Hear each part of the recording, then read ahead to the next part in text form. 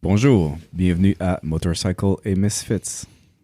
Très bien. Thank you, Benoit. That's fantastic. Coming from the Classy Girl couch, too. Yeah, absolutely. We are the international podcast. Oui. Worldwide, son. It sounds so much better in French, but we'll see if I can do it as good.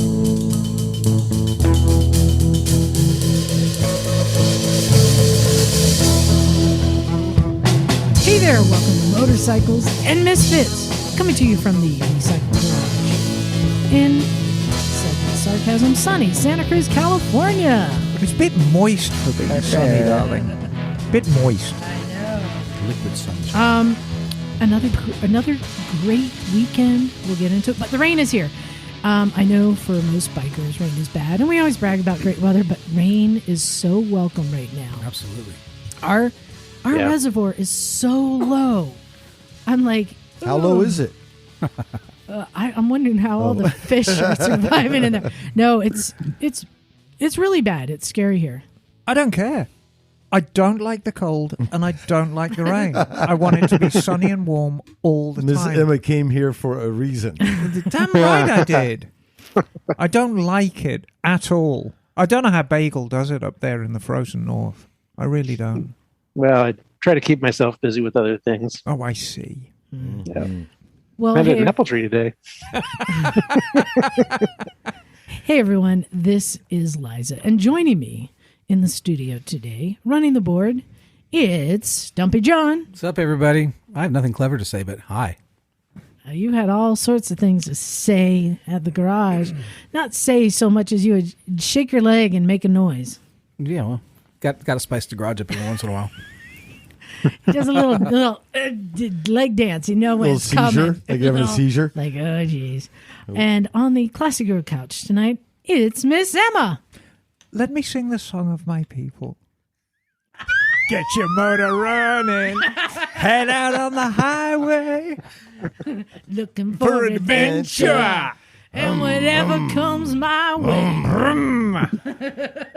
More on that later, I suppose. Yes. And looking like a deer in the headlights, it's Benoit. Yeah, hi. Hi, Ben. Welcome, Benoit. Oh, we've got a story for everyone today. And looking dapper in his plaid shirt, it's Naked Jim. Hey, what's happening? Peace, love, and soul. That's it. And rain's good. Lots of snow coming, too. They said up to 100 inches, I think, at Donner Summit. Wow. Good stuff. Wow. That is good stuff. Bring it on.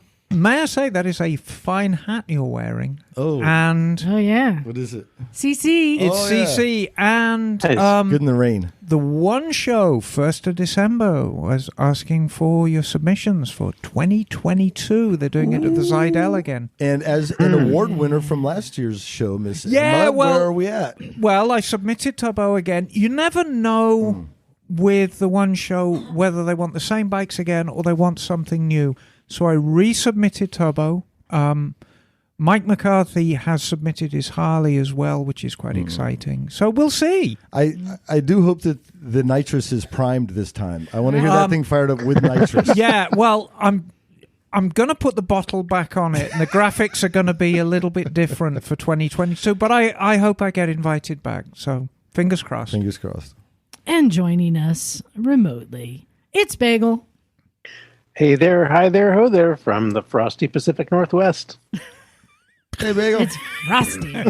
It is frosty. Keep it frosty, soldier. So define frosty. I mean, when you wake up in the morning and you pull back your curtains, is it like all white and crumbly outside? There are ice crystals on things, yes. It has been frosty in the morning. Oh, nasty business.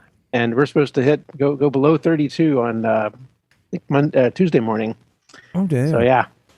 Half the Midwest just laughed at us when you said that, but it's true. Right. Oh, yeah, yeah. Benoit's nodding. I suppose it gets cold in Quebec, doesn't it, in the winter time? Oh, it gets really cold. Oh, but, dear. Well, in fact, he's a snowbird. Oh, yeah. We get them about this time of year. True. So I want to talk about Ben, who joined us today, and this is actually a pretty funny story. I think it's great. I got a message this morning through the recycle page saying, do you have a welder? I said, yeah, we do. A welder. I'm traveling I need to do some repairs. I'm like, yeah. Got a welder, come on down, open at 11.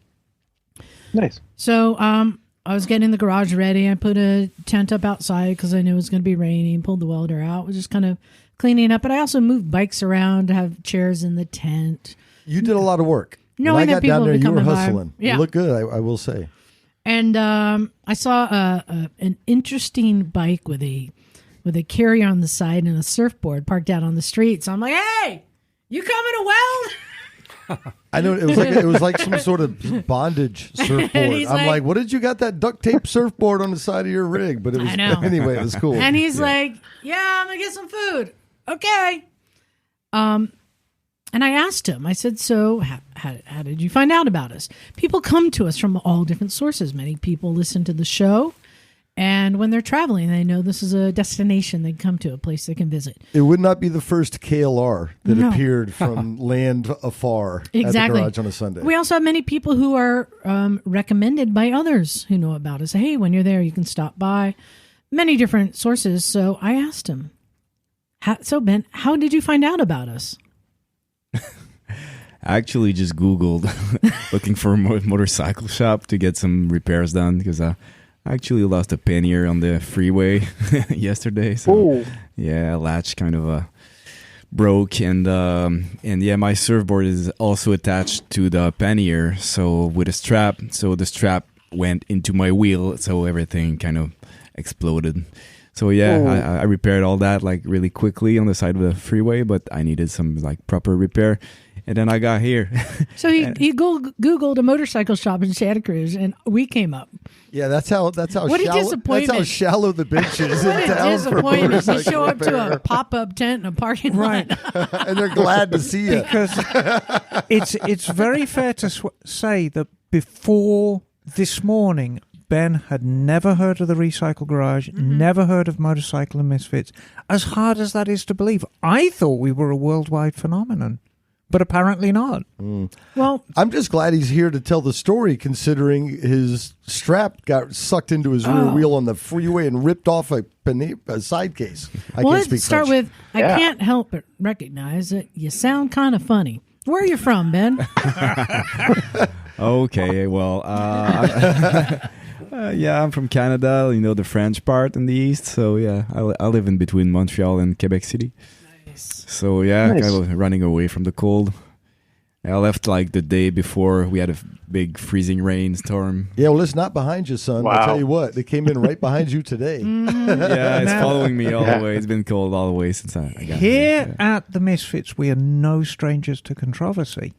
And I have questions. I've got questions Wait. about French-speaking Canada. Oh, okay. And I'm guessing that your native language is French. You are right. So when you were growing up, you spoke French. And at school, English was introduced very, very early on. Not so early. I went to a school in the 6th grade that we did like half the year. The usual students do in condense, Right. And then the second half was only English. So that got me. But it was the started in 6th English. grade. So that's what, 10 years old? Yeah, kind of, yeah. Yeah, wow. Now, because I've heard from other snowbirds that there's a huge pride in speaking French in the east part of Canada.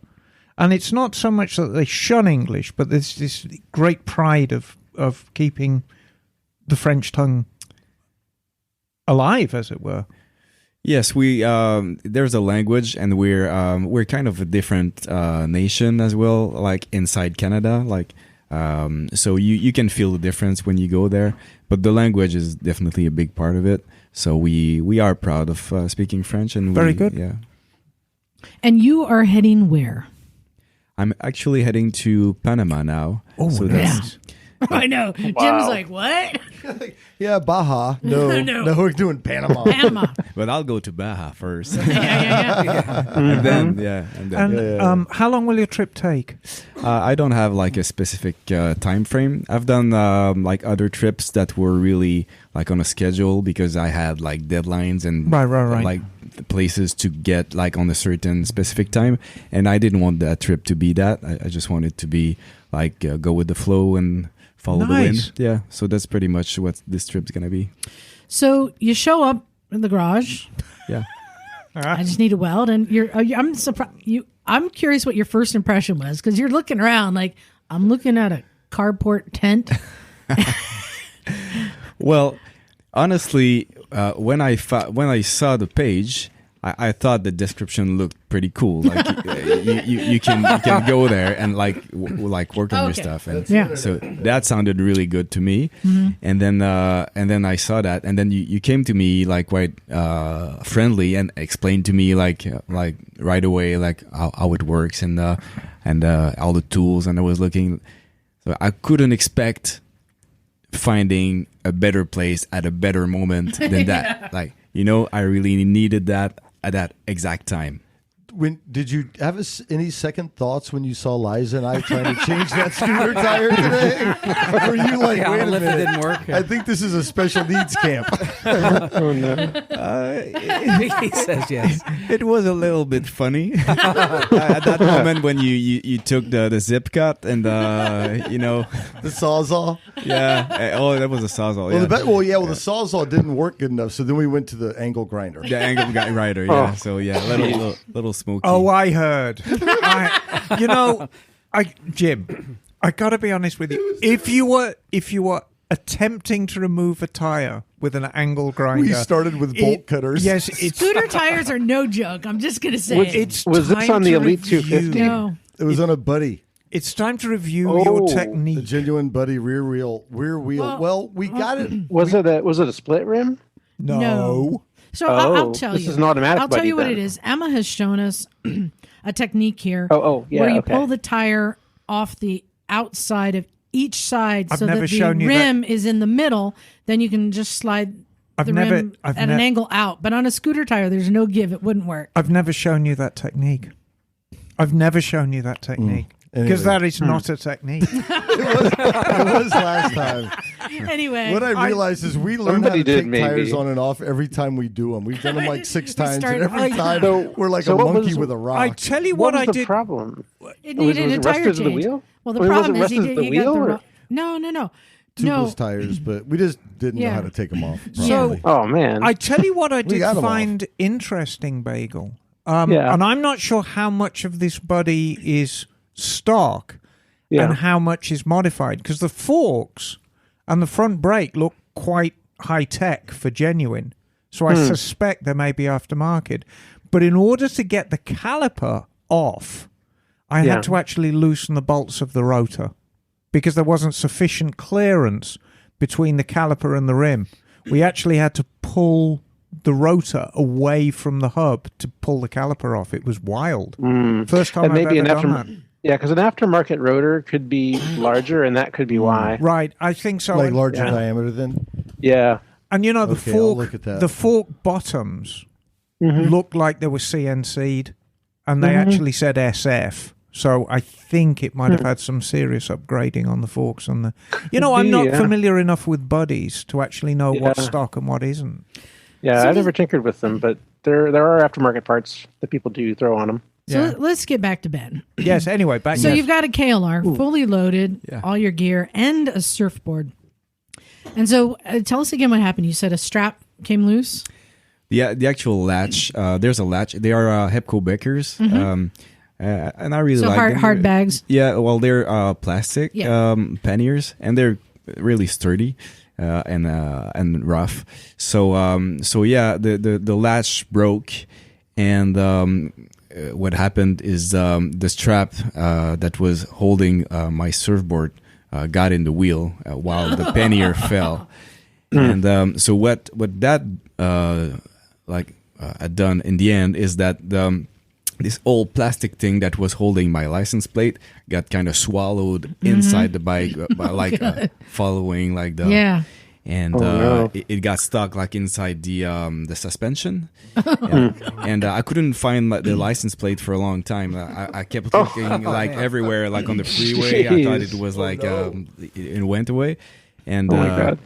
because when it happened, it did a really big sound and like Yeah. and the motorcycle, Guessing. yeah, and the motorcycle stalled right away, and I didn't really know what happened, so I just pulled over and with the surfboard like scratching on the on the pavement. Yeah. Oh man. So and basically you have metal mounts that are supports for your hard cases, and it was snapped in the back and mangled, and then it tore the sub fender off with your license plate and everything. So you came in with things kind of just held on with straps and cords, and you're like, I need to weld this mount back together. It crosses the back of the bike. Yeah. We can do that. And we found some scrap metal, made a nice L bracket to weld on the inside to enforce it. Yep. So it's even stronger. And, but I love that, like, everything that you needed, we were able to find. And then you're like, Right. well, do you have, my, I need a new bag or anything. I'm like, follow me. We've got a whole bunch of bags. We found a great, recently donated BMW soft luggage top case. Right. That should be great. I mean, I love it that you look around and there's like a dead possum here and old Honda parts there and just a dildo there and just things everywhere. But then he'd come in and say, like, do you have a U-bolt? I'm like, one right there, hanging over there in the corner. And Exactly the right size, actually. Yeah. It fitted. Great. Yeah, there was one, and it was perfect. Now, do you have any nuts and bolts? Follow me. And we go to the nuts and bolts selection. I really feel, Ben, that you found us for a reason today. The universe is complete. Everybody meets one another for a very specific reason. And also, you needed your carburetor dialed in. I'm like, wait for Miss Emma. She'll get you set up. Yeah. So basically, every need that you had, we had here. Yeah, exactly. Somebody didn't mute their phone. I didn't get that. You didn't get that memo. Yeah. Yes. So we're so glad to be able to help you, and it gave us something to do today because it's raining. Right. Well, I thought was cool, and he fit right in because I was watching when he was forming or just setting up the metal to weld, and you had 3 little vice grips on the metal, so it was to make sure, like, to dry fit it, to make sure it all looked right. But Ben jumped right in, got his hands dirty, and was like fixing stuff. So it was how like we like it. the total spirit of the and garage. I welded that sucker up. You got to prove the haters wrong. Ugly weld. Well, but, no, just hold on, Liza, because you know that I don't pay you compliments just arbitrarily. You have to earn a compliment from me. And that weld, as ugly as you say it was, it had great penetration. It was tough as old boot. Well, and that's the thing. A lot of people here have criticized my welder. Don't look at me. I And didn't criticize your I your say, welding. because you have to know how to dial it in right. Right. It's the power and the wire speed. And once you get it dialed in and you get that perfect sizzle, Yes. it's not a sizzle pop. It's zzz, and I had it. Right. So I knew. And it was good. to be fair, it's MIG welders generally are easy, but the flux core MIG welder is a little tougher. I use a MIG, but mine's got the gas bottle on it. Yeah. And you pay a great deal more. I bought mine as a flux, and I converted it to gas, and probably the conversion cost almost as much as the welder itself. But no, you came through, and I think that bracket's going to last at least as long as Panama, maybe all the way back to Quebec as well. But yeah, it's been fun today watching him show up knowing nothing about where he's coming, and then to just keep discovering like all the hidden gems amongst us. But we are the biggest gems of them all, Liza. And I will say, it is a pure treat and a pleasure for me to be able to help people out, especially people who have no idea the resources that are available. Right. And we come in, we get to bestow on them free stuff and help. And he's like, you don't charge anything? No. And you want some drinks there? Help yourself. They're in the fridge, That's just our community. That's what we do. That's how we give back and support the community. And so it's a real pleasure for people like you to come by, and I'm glad that you found us. I really appreciate it, and I was like, "This place is amazing," and it just kept coming. Well, you just walked into this room. What do you think of our studio? Yeah, I mean, I took pictures. Well, it used to have more trains. They've been leaving, and so I'm having to bring more bikes in. Oh yeah. So you guys, I put in. Jim, you haven't seen what I bought. Emma, I saw the Indian. the Harley The Harley Davidson Davidson box. truck? No, the box. Nope, to the left of that. Oh, it's a box. Oh, this? Nope. To the next left. You to can't that. see it. To the other No, left. the other way. The other left. Oh, I can't reach up there. Jeez. There's something cool in there, Jim. We'll get to that in a second, but Is it a trike? we did some. It's a trike. We did a field trip yesterday. I know this is cool. Oh yeah, and I get this. You don't have a trike in here, do you? Oh, I have many. Oh, okay. There's one right there, Jim. Oh, there's a behind me. It's I a can't see Cushman. that stuff. Oh, okay. Or a meter maid trike. Guess this will be on. Mira? Oh, check that out. So what's it say on the top of the box? It says motor Harley Davidson cycles. Get your motor running. What? I bought myself a Christmas gift. Okay, this is why Harley Davidson's still in business right here. Swear to God. So can I open it? Yeah, Can I go open ahead. it? Yeah, I don't yeah. lose value. So I will explain what we did. But first, we have to give a plug to one of our favorite things ever, because don't forget, it is the holidays coming up. Right. And Ben, do you have any small children in your life? My two sisters have children. Perfect. You might want to know about this. Okay, here we That is go. perfect. Sit back and pay attention. Would you like to get more kids excited about motorcycles? Yeah. Do you want to share your passion for motorcycles with the children you love? Totally. If the answer is yes, then go visit www.mimiandmoto.com. And I'm going to spell that right now. MIMIANDMOTO. The online home of Mimi and Moto, the motorcycle monkeys. Created by our friends Nancy Goloff and Mark Augustin, Mimi and Moto have one goal: create more motorcycle riders. We interviewed the husband and wife team on episode 351. We're excited to welcome them as advertisers on today's podcast. Yeah. At mimiandmoto.com, you can purchase the couple's first book, The Adventures of Mimi and Moto. Their second book, Mimi and Roto, Ride the Alphabet. Who's Roto? Riri and Roto. That's Mimi and the Moto. Spanish language version. It is, isn't it? A pre-release text-only version of the couple's new chapter book, Mimi and Moto's Magical Meteors First Gear, is also available for download. Nice. And right in time for the holidays, you can buy Mimi and Moto Christmas ornaments, T-shirts, onesies. Oh, You'd look they got great. them in my size? You think? Yes. Can I get a stuffed animal? Stickers, and their brand new super cuddly plush toys. I can get a plush toy. I am. You're a in. furry, aren't you? Hey, No. he's a No, plushie. that's a hard He's a no. plushie. Yeah. I'm a fister. Oh, God. Oh no! You guys started it. You had to go there at Christmas. Shut that down. We are coming to the best bit. Use the promo code Misfits at the checkout, and Nancy and Mark will give you 20% off your complete order. That's awesome. Nice. Visit mimiandmoto.com and join Nancy and Mark's mission to get more kids excited about motorcycles.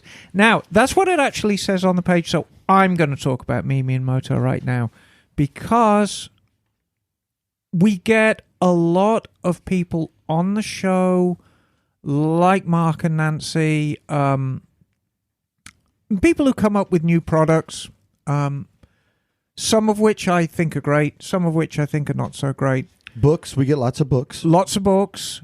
Break Free, which is just awesome. which is just Yeah. awesome. Again, I was a very, very early supporter of that.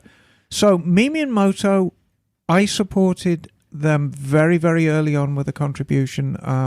I bought Mimi and Moto ride the alphabet for my little granddaughter, and she loves it. There's nothing that she enjoys more than sitting on Grandma's knee and having read Mimi and Moto. She's getting a little big for it now because she's like 18. No, she's still a tiny child. So I bought her the book. I bought her the T-shirt. It's a great way of getting your kids involved with biking. But more importantly, even if they never ride a motorcycle, as they grow up, they'll recognize them on the road. Mm-hmm. And if they recognize them on the road, they're looking out for them. It is the easiest way to keep yourself safe is have people in the car. Oh, there's a motorcycle. And so immediately you're recognizing on the road. I think it's the greatest thing since sliced bread. And Mimi and Moto, they're just the cutest little monkeys. Yeah, so thank you, Mimi and Moto. We love what you guys do. And go to mimiandmoto.com and don't forget the promo code Misfits. Exactly. MIMIANDMOTO. Yes. .com. There you go. Tra-la-la. So. Yes. Our field trip yesterday. Wasn't it good? It was awesome. We had a fun day. Awesome sauce. It was a bit of a mission. It might have been a little bit of a ruse, you could say. So I wanted to go to all the, not all of them. There's a lot of local shops. But you recall my experience with a local shop that I wanted to go look at some bikes and possibly buy a little Benelli 135, which are like $3,000 out the door. Not expensive. Yet this local shop has now changed their practice that A, you need an appointment, and B, you need to be pre-authorized to purchase a bike, but I was not unwilling to give them all of my financial information. Yeah, you can get a TV for more than that. And they wouldn't let me in the door. So I wanted to recognize the shops that are still doing it well.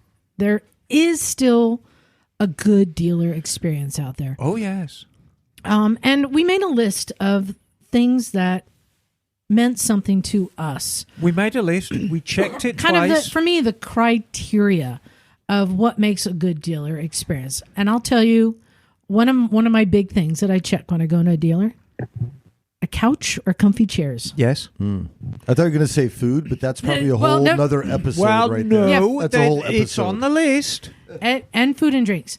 I love a place that welcomes you and makes it comfortable. Right.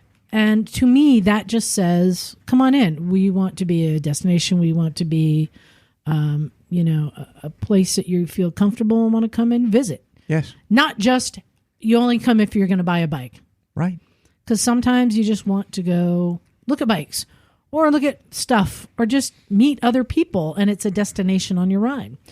So I said, let's go to a bunch of bike shops, and I made a list of 6 dealers throughout our area to go to. But we had a bit of a mission in that we brought Mrs. Stumpy along. We did, yeah.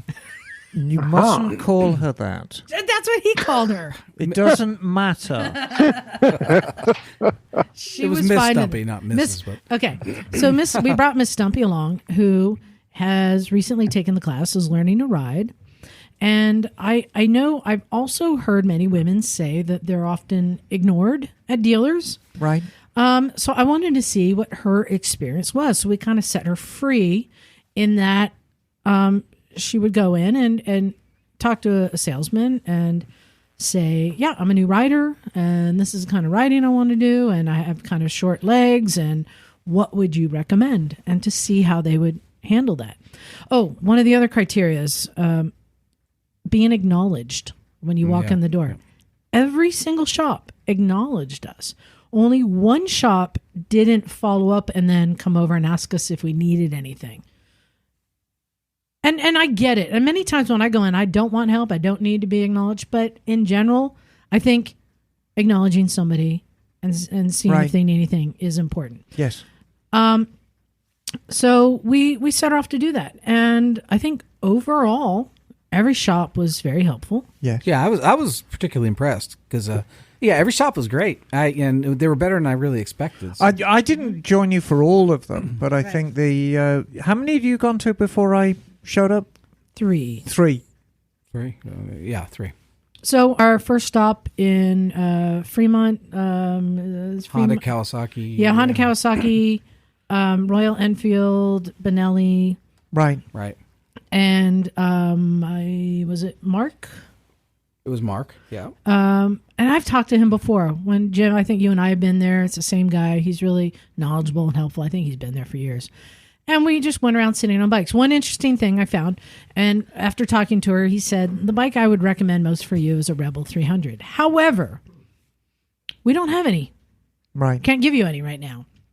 He explained, I think, he said on their last order, they ordered 35 bikes from Honda and 3 arrived, just to give you an idea of the crisis that they're going through.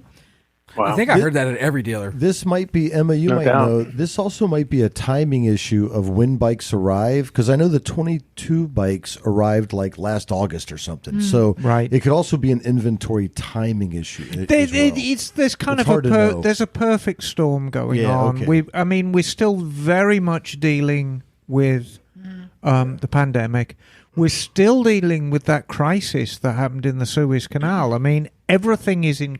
it's critical mass right now. We're also dealing with factories not having enough workers, and we're dealing with the logistics of truckers and so on. I didn't mean to interrupt. I'm sorry. That's okay. But I think a great suggestion for a bike. But he did have what I thought was a clever suggestion. He said, "But here's the thing: if you would like to get one, if you give us a $500 deposit on it, get your name on the list." And when it comes in, we'll call you. And if you don't want it, you'll get your deposit back. We don't care. The $500 is just to put your name on a list. But they're not holding you to it. I think that's a great compromise. And I was like, that was really nice of him to offer that, I thought. Especially if you're going to drop the money on a new bike. So it showed me that he's working with the shortage and trying to come up with ideas, right? So it was good. We sat on a lot of bikes. And the thing I told her was most important, don't rule out anything because it's too tall, too big, whatever. Sit on every bike because I want your body to know where your arms and legs want to be. I mean, Ben, when you sit on a bike, like your body knows where it wants to be, where your comfort zone is. And that's part of how we find the right bike. Yeah. But for somebody who's not sat on a lot of bikes, they don't know what the options are. And so she sat on a Kawasaki Z400.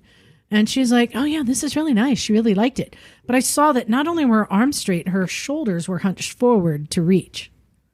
And I'm like, yeah, no, that's not good. She hasn't sat on enough bikes to know. So part of our mission was have her sit on everything.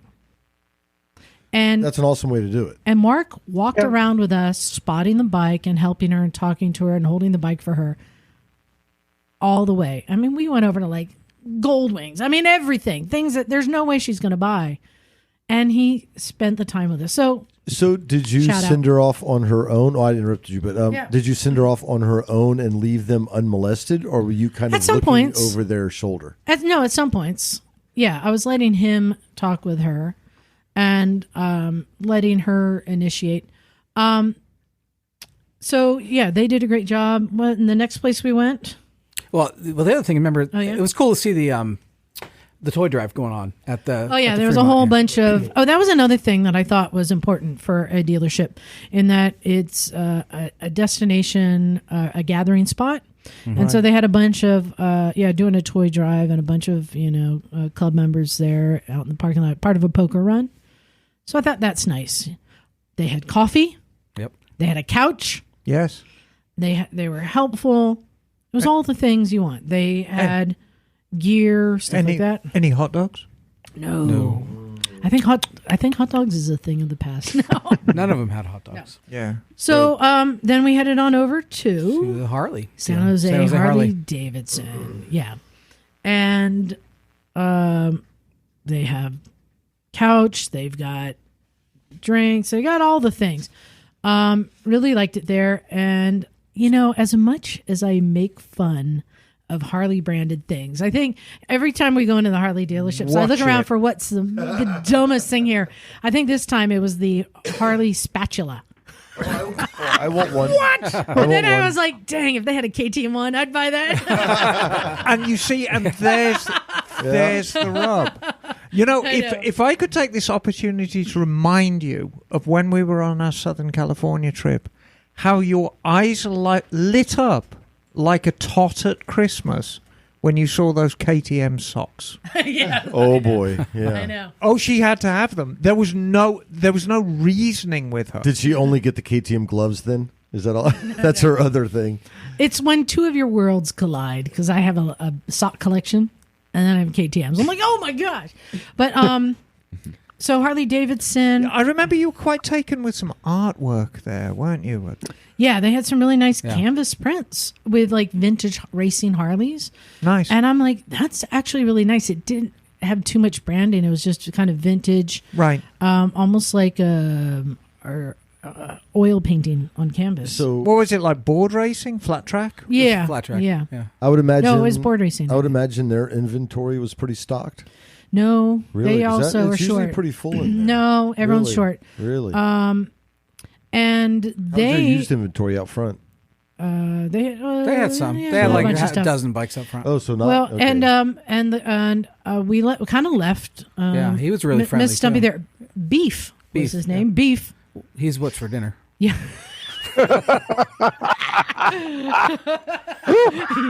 You got bagel with that one. He got you with that one. You're all red in the face. So Does that beef. mean I'm what's for breakfast? Oh, that's got to be a T-shirt. Bagel is what's for breakfast. Oh my wait, God, Ben's I'm gone back to not the. talking Ben's about gone the back hole. to the where and how did I get here? Look, so good experience. And Miss Stumpy spent a long time with Beef. He was talking. I've never sent my wife off with someone named Beef before. Where's your wife? Oh, with Beef. Oh. Yeah, they spent a long time, and he said when you have your actual license in hand, if you want to come down, and we'll let you ride a bike around the parking lot until you're comfortable enough to take it out for a test ride on the street. Did they make a recommendation? Or was there one she liked? Was there one she there was sat a on she liked? Sportster. Yeah. There was, but she has discovered after sitting on many bikes that she likes her foot controls underneath her, and so many of the cruisers have more forward controls. Right. Except for there's many Sportsters with mid controls. So there were a lot of bikes that she was sitting on. Oh, the one she did was a Sportster 1200, like a vintage one. And then we ran over to Cycle Gear real quick just to get some shoes. I got some socks. She got socks. Well, we're all going to buy one thing too. Remember? So, and this was a deal too. We declared beforehand. Not only are we kind of assessing each of these places, we agreed that each of us at one shop had to buy a thing. That's it. Right. And so I bought Jim. So you unwrapped it. Did you see what it? Oh, did you see what it is? So it's Harley. It's Christmas ornaments, but These are pretty nice. it's 2 gas tanks and a helmet. But these are the AMF Harley design, right? Yep. Which I love the AMF, the 70s, early 70s. Mid 70s. Yeah, mid 70s paint style. This one's a piggy. Yes. I know. The pig almost threw her. The Piggy is 76, and the Super Glide, the blue tank, I think is 75. I it's just right love, in the middle I of love AMF. that 70s Yeah. Harley paint style. So I bucked up and did it. Good produce, and they're heavy. I mean, these are like solid, yeah. whatever they are. So it's something Solid on the show. America. Yeah, it is. John- It's solid Murica. That's what it is. So the next place was the place that you had you go frequent. I'd never been. You want to tell us where the next stop was? Yeah, so we went over to Spirit Motorcycles right down the road in San Jose. And they have, on one side of the building, they have Triumph. On the other side, they have Royal Enfield, Aprilia, Indian, and Can-Am. Can-Am. Yeah. Oh, I'm going to stop you there. Ben, in Quebec, is Triomphe or Triumph? We say Triomphe. Ha ha! Yeah. Oui. Nice. Triomphe. Yeah, I think it's Wow, absolutely did you- charming. Whoa. I kind of knew that, but it sounds so charming. No, I just imagine when we say things like triumph, and then he's like, "Oh, these crazy Americans." That was French? He's not French. He's Canadian. Oh, sorry. Like the Tra-la-la. Arctic. So we went to Spirit. Yes, Beautiful dealership. yes, big dealership. Yeah, very aesthetically San Jose, pleasing. huh? We met Jake there. We met Jake. Yeah. Spirit is a dealership of two halves, though. Yeah. Yeah. And always has been. Different vibe in each side. Yes. And different personality of every side, meaning workers. Yes. And did they have a couch? They did. They had couches. Did they greet us when we walked in? Well, one half did. Yeah. Yeah. They had cool merch for us to shop and look at. They've got great merch next to Harley. Yeah, basically had the same experience. We didn't have a bad experience. Right. And, so she got to sit on more bikes. So we didn't mention, though, there was a common thread I was noticing at a bunch of places we were going. One of the most common brands of bike we were seeing was actually Royal Enfield. Yeah. Yeah. Really? Yeah. There were three dealers Spirit, of our Fremont, 6 and, that also carried Royal Enfield. And The full line, too. I actually kind of like the Meteor for Miss Stumpy, even though it's only a 350 and it's underpowered, but it's cool. It's a Royal Enfield, but it's a drop seat, almost cruisery, half cruisery. I like the brown one. Yeah, I'm sure you do. I rode a Royal Enfield in Nepal, in the Himalayas. Yeah. Oh, wow. Yeah, they have them a lot because they build them in India. Yeah, that's the best place to ride them. Yeah, it was awesome. A bullet. Nice. Yeah. Wait, did you ride the Himalayan? It was a bullet. It was a bullet. Yeah. So, you know what? I was told at one of the dealers. He said, I was informed. It's not a Himalayan. It's a Himalayan. Yes. What? Yes, he said it's pronounced Himalayas. Himalayan. Is that true? Yeah.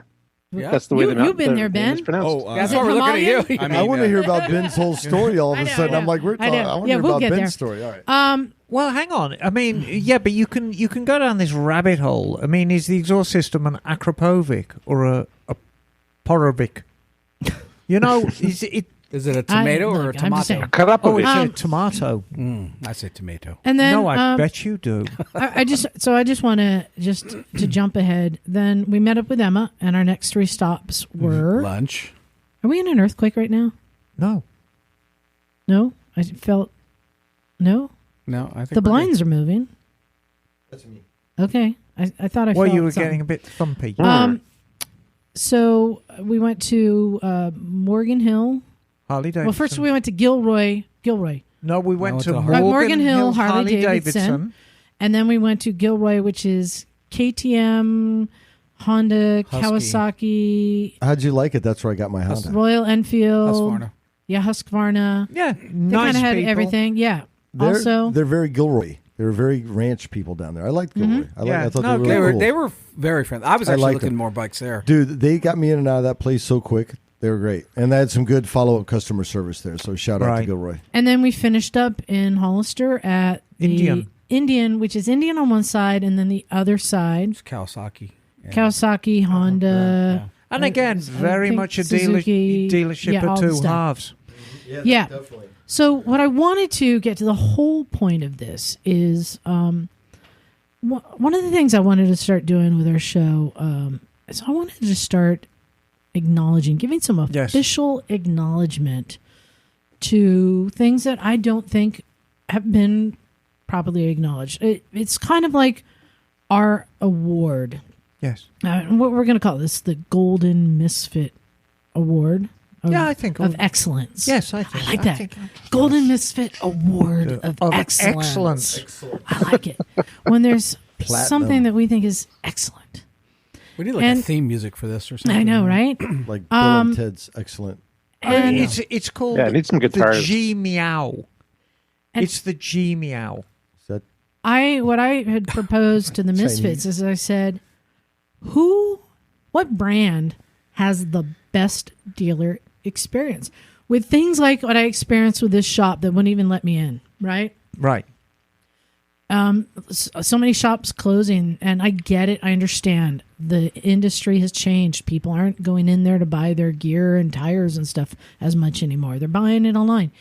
The whole market has changed, and so many shops can't even get bikes right now. I get it. Not blaming anyone for making the changes they have to make to survive, but I said, who does it the best? Because I think, in my mind, in my accumulative experiences over my decades of riding, I think there's some consistency, and I think I know who is the best, has the best dealer experience. And I think yesterday shown that there was a clear winner.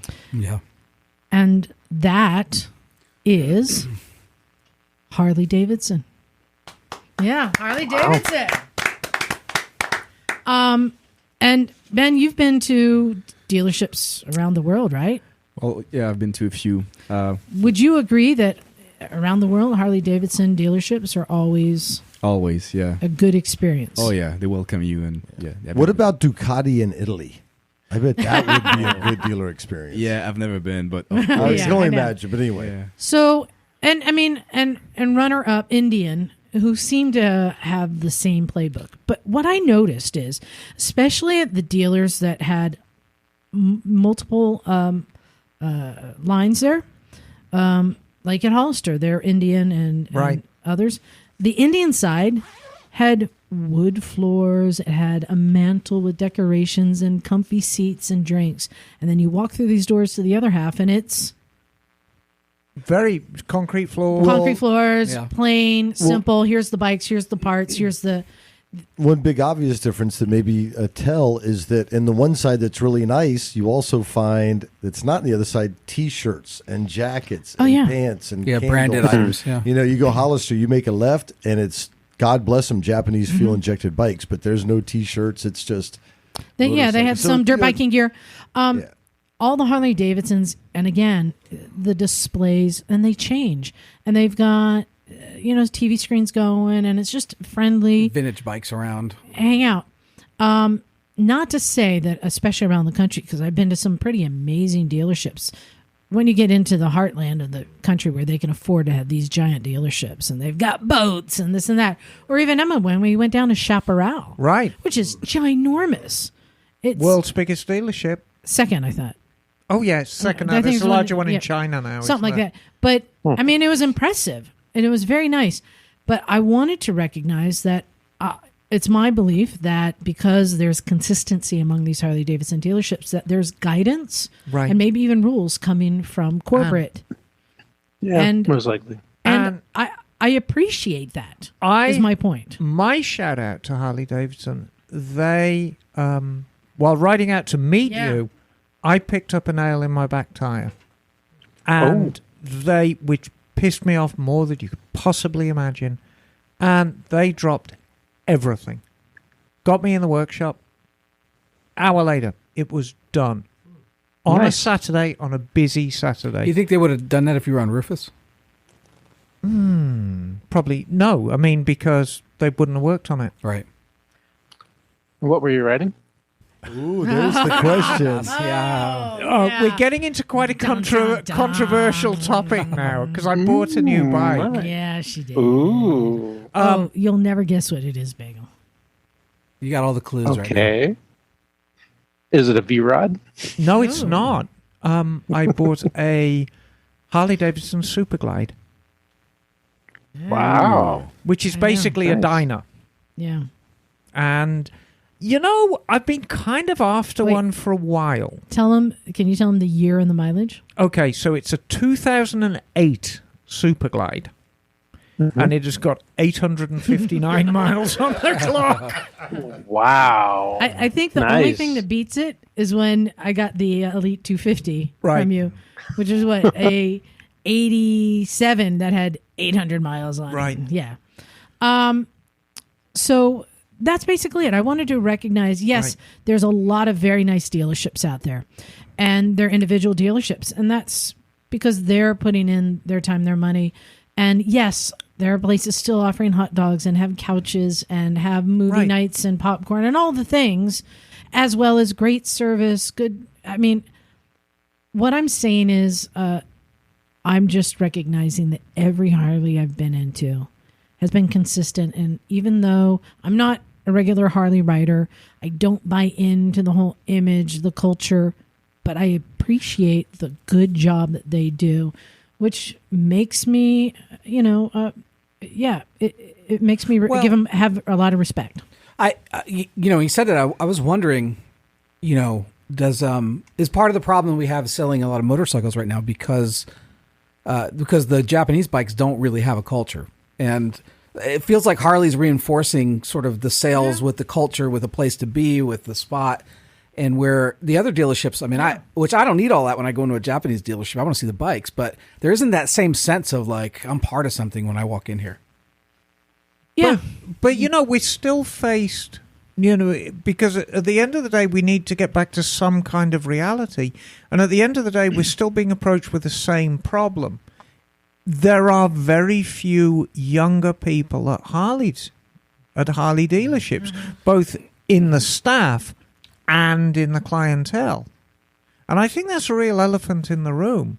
The young man who actually worked at the service department was younger yesterday, who helped me get my rear tire in, but he was definitely in the minority. I mean, all of the staff were in their 40s and 50s.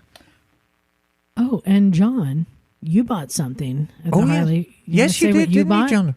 Oh yeah, I bought a Gremlin bell for my wife, for his wife's bike.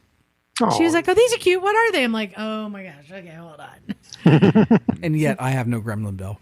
Yeah. So Well, you have to have somebody give it to you. You can't buy your own. Likes me. So that's it. I wanted to just acknowledge that Harley Davidson does a great job. They do a great with that, job. and I enjoy going into Harley dealerships. I'd say the one thing that I would like to see change, that is starting to change. What I love about a lot of these other dealerships is the variety of riding styles, from mini bikes to cruisers to dirt bikes and tours, But Harley is starting, because there was a Livewire there was a Pan America there, one of each, and then, a bunch of cruisers. So I like to see that that's changing. And even, John, you mentioned at Triumph, it'd be nice to see dirt bikes, which they've announced. And we're going to start seeing at Kawasaki, we're going to start seeing electric bikes. So, I mean, there is variety. It is changing. But congratulations, Harley Davidson. You get our award of excellence. Yes. There you Nice. go. Guess what time it is, everyone? What time is it? It's game time. Okay. Ben, don't get that look again. You're going to be okay. I'm fine. We're going to have some fun with this. All right. So I don't know how I come up with these games, but I get a thing and then I just go from there. So this is the motorcycle slogan game. And this one is going to be real easy. And just to prime you guys, if I said you meet the nicest people on a Ben? Honda. Motorcycle trip. A Honda. It's a slogan. We'll give them credit. How about this? Emma, Yes, darling. let the good times roll. Yes. What brand is that? Kawasaki. That's right. You guys know that. Laissez le bon temps rouler. Yes. Oui. Oui, oui.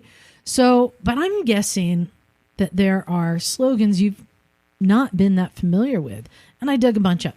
So this is going to be really easy. We're going to go around the room and everyone will get a shot. All at these this. are motorcycle brands, or what are they? Yeah, yep. Okay. So, and I'm going to read to you 4 slogans, and you have to guess which one is the actual slogan that was or is in use. Mm-hmm. All right. So, John, we'll start with you. All right. First one is Honda. You may not realize in 2007 they launched a new marketing slogan. I'm going to read you 4 of them, and you got to guess which one. What year is this again? In 2007, they Okay. launched this. All right. Option 1, Honda, the power of dreams. Number 2, Honda, the future is fast. Number 3, Honda, depend on us. Or number 4, Bad Boys Ride 2. All right. So first, All right. it's the first one. The Power of Dreams. Yep. That is correct. Oh, Thank you. There you go. yeah, good job. All right. Emma, Yes, darling. this one is Harley Davidson. Yes. Okay. I'm going to read to you 4. Right. You got to guess the right one. The first one, Born to be Wild. The second one, Live to Ride, Ride to Live. Wow. The third one, Live to Ride, Ride to Eat. Wow. The fourth one, Until you've been on a Harley Davidson, you haven't been on a motorcycle. Oh, that resonates. I think it might be number 4. Well, in fact, it's number 2 and 4. Okay. Live to Ride, Ride to Live. And until you've been on a Harley Davidson, you haven't been on a motorcycle. So I'm kind of half right. Yeah. All right. Ben, are you ready for this one? Oh, yeah. Yeah. BMW. BM Trouble You. BMW. All right, I'm going to read to you 3. Yeah. Ready. It's time to ride. All right, number 2, precision and engineering. Number 3, the pride of Germany. Or number 4, sheer riding pleasure. I would guess number 2. Precision and engineering. I think that sounds good. No, I made that up. It's sheer riding pleasure. I thought it was number 2 also. Yeah. Oh. Yeah. I was with you on that one. All right. All right, Jim. Yes. Yamaha. Yes. Let the good times roll. Blue-blooded Yamaha. Okay. The road starts here. It never ends.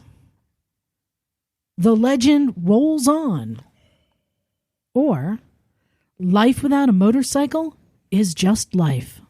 Oh, I like the last one the All right, best. so which one of those Can it is be- an actual Yamaha used slogan? If it's a combo, I'll say 2 and 3. If it's a one-off, it's number 2. The road starts here. It Yeah. never ends. Yes. No, I got that from a T-shirt. I like it, though. It's blue-blooded Yamaha. Really? Really? My Wow. last choice. And you can actually look it up. They used it on all sorts No, of I don't- I different don't doubt things. you. How like interesting. racing and stuff. I even could picture the ad in my mind, like it was this desert scene and a road going off. Okay. Cocaine's a hell of a Bagel? drug. Yes. Okay. How about Royal Enfield? You ready? All right. Is it made like a gun? Or is it go your own way? Or power and beauty? Or in lightness my strength? Are you sure these aren't sex toys? So which one of those is an actual used slogan from Royal Oh Enfield? man, this is really tough because So, made like a gun. in translation, Yeah. the first one I'm going to cross off the list. I don't Go think your that's own it. way. Power and beauty. In lightness my strength. Okay, something inside me tells me it's go your own way. Did I get it? Can I pick up a bonus point? You may. Are you sure about that, Bagel? Well, that was my first gut instinct, but what I was going to say was there's always something lost in translation. Yes. Especially in marketing. So I think that lightness and being might be In the lightness actual my one. strength. Lightness my strength. Is Yeah, that your final answer, Bagel? I'm going to say that's my final answer. It's number 1. It's I'm made sorry. it's made like a gun. Well, they're But- going after a certain market, that's for sure. Go your own way, used by Triumph, and in lightness my strength, used by Ducati. Wow, interesting. And Well, I was onto something thing, there. I was going to say, the thing to remember is that Royal Enfield, it's an English brand that was picked up by an Indian manufacturer. Yeah. So there's no real translation. And like BSA and Benelli, gun makers. True. Okay. Let's see. That brings us to John. How about Kawasaki? All right. Legend of American Roads. Number 2, Powering Your Potential. Number 3, More Smiles Per Hour. Or number 4, Lord of the Streets. Number 2. Which one was number 2? Powering Your Potential. Is that what? That's my final answer. That is correct. Oh. And in fact, Legend of American Roads was used by Harley in Russia. More Smiles Per Hour was used by TVS Victor. And Lord in the Streets was for the Yamaha FZ16 over in the Asian market. I think in India. Interesting. FZ16? Yeah, it's a 153cc. Yeah, about 1600. I can Wow. imagine like it. And that was Lord of the Streets. My God. All right, here we go now. All right, Emma. Yes, darling. Bemota. Bemota. Yes. All right, is it motorbike of the century? Mm-hmm. Or is it technology of emotions? Mm-hmm. Or performance first? Or definitely male and fully loaded at all the right places? What? Oh, God, I'm so tempted. I'm so tempted to say 4. I'm so tempted to say 4. Oh, my God. Yeah. God. Do you need to hear him again? No. Bemota were always so full of themselves. and quite rightly so. I'm going to go number 1. Motorbike of the century. Yeah. Yeah, that was Honda for the CB750. Yeah. Oh. Well, Honda are full of themselves. You want to take too. another guess? Yeah. Oh, is it number 4? Definitely male and fully loaded in all the right places. That was the slogan for the Bajaj Pulsar. Oh, my God. Oh, my God. Wow. All right, you've narrowed it down to 2. You want to take another guess? Right, read me the 2. Technology of emotions or performance first? No, I think technology of emotions, because, I mean, it is that kind of bike, isn't it? That is correct. Yeah, Because performance first was used by Honda. you're right. Okay. I've got one left, and I'm going to let Ben and Jim team up here. Oh, yes. Oh, good. Oh, Yes. this is the Yes, dream we got it. team. Yeah. And this one is for Triumph. Oh, try Okay. Bring it on. Okay. When life gets complicated, I ride. Or ride hard or stay home. Number 3, for the ride. Or number 4, function and freedom. Okay. We need So a this is moment. for Triumph. All right. Mm-hmm. We need a bit of consulting. when life gets what's number complicated, 1 I again? ride. What's 1? When Okay. life gets complicated, I'm I kind of ride. media. Number What do you 2? think about 1? 1, yeah, not sure. Okay. Yeah. Ride hard or stay home. Number 3, for the ride. Or number 4, function and freedom. For the ride is pretty short. I think it misses a little something to be Okay. like a full-on slogan. Right. So I would say maybe between 2 and 4. 2 and 4. So what was 2 and 4 again? Ride hard or stay home. It's got to be Viagra's. And function and freedom. Which one do you like? Yeah, I would go for number 2, I guess. Okay, his accent makes him sound smarter, so we're going to go with number 2. Ride hard or stay home was a t-shirt I found. Oh, okay. Function and freedom. No. Made that up. And when life gets complicated, I ride. There's another t-shirt I found. Yeah. It's for the ride. For the ride. For the ride. Yeah, Also- that's a good one. Short and sweet. Yeah. So what do you guys think of that? The nice slogan. That was fun. Yeah, that was Yeah. fun. Interesting. Can you believe? Definitely male and fully loaded at all the right places. Pulsar. That's too much. Bajaj Pulsar. Bagel, what is a Bajaj Pulsar? I Bajaj actually rode a Pulsar. bike like that. Oh, did yeah, you? Go ahead. Yeah, in Nepal. Yeah, again. Oh, nice. Yeah. Is it Yeah. a motorcycle or a scooter? It is an Indian between. motorcycle made by Bajaj. I believe, I don't know if it's a one cylinder. Is it 1 or 2 cylinder? I think it's a 2-cylinder, isn't it? I can't tell. But yeah. I think it's a 2-cylinder, like a one, I don't know, like real small. It's like a 110 or 125, something like that. It's definitely male. And well, it has. The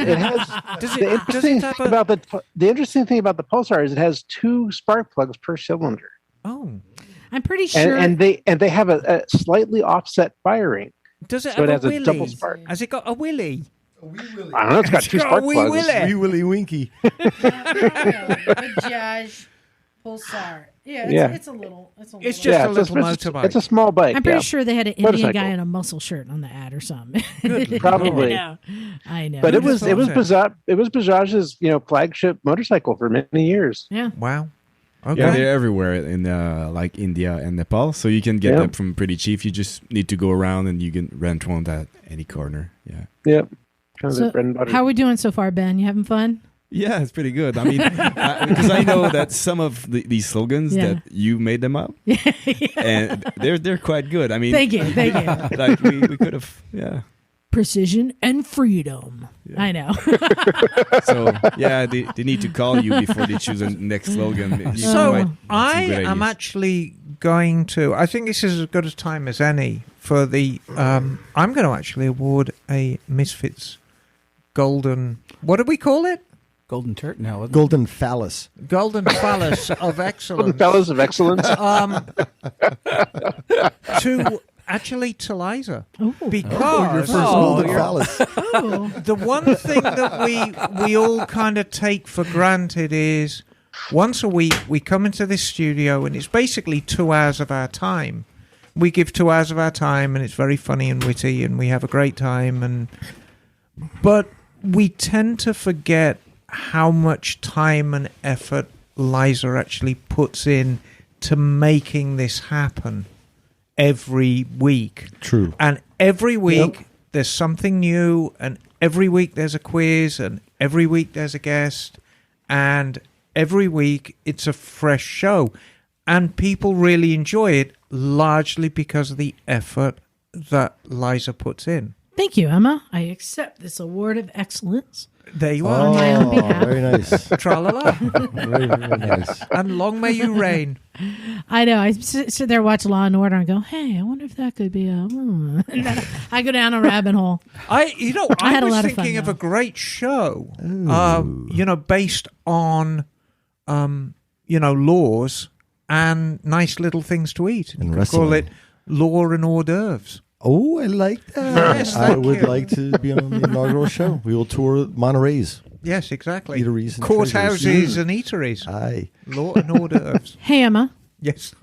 Sorry, darling. When you get in an accident, who are you going to call? Oh, Law Tigers. That's right. Rawr. They're great.